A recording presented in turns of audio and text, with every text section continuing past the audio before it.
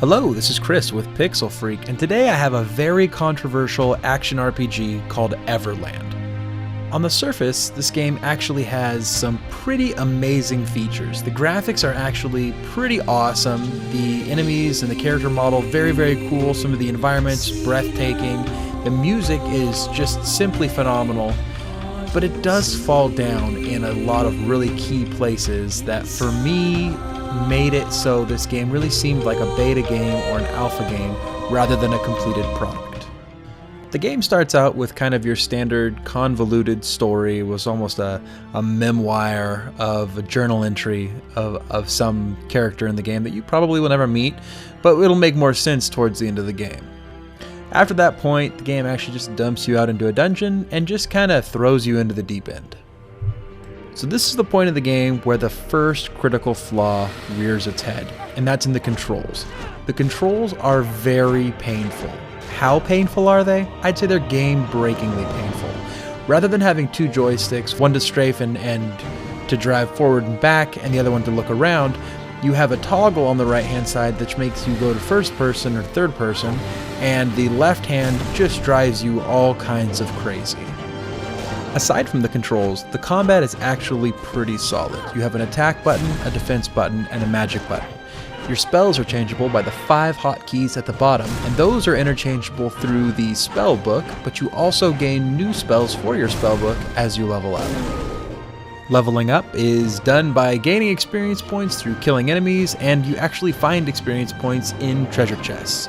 Here you can see the experience points at the top of the screen. For every level you get 2 physic points and 1 magic point, and your physic points go towards your abilities in magic and defense and pretty standard action RPG categories.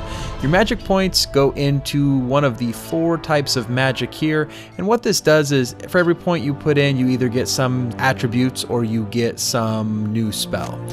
This is kind of a simplified skill tree that we're used to from a lot of other RPG games. Beyond the controls, some of the more conflicting elements of this game were just numerous superficial little things. For instance, some of the dialogue in the game happens against a black background, and the text is just a simple green. Some of those little things like that could actually be spruced up by using a different type of font. The intro of the game is a little bit plain, and it could actually use maybe some red dialogue or something along those lines. The skills could actually use a little bit more polishing, perhaps in the book, but the tree overall looks a little bit plain, almost. Though they're small changes, this lack of polish actually holds Everland back from being a really great game, which I feel it could be. My one big worry for this game, which is a game that's been completed completely by a single person, is that developer will consider this game to be done. I would consider this game to be in a beta phase, and if the developer takes that approach, this game has the potential to take it to the next level and be a really great game, perhaps selling even hundreds of thousands or 1 million copies.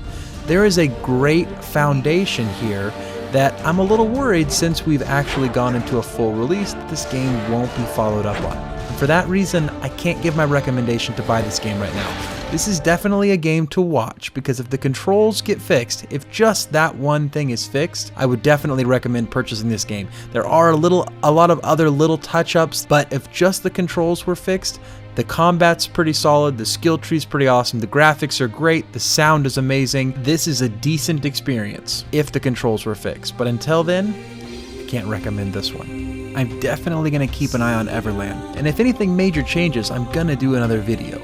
Make sure to like this video and subscribe to our channel, and until next time, this has been Chris with Pixel Freak.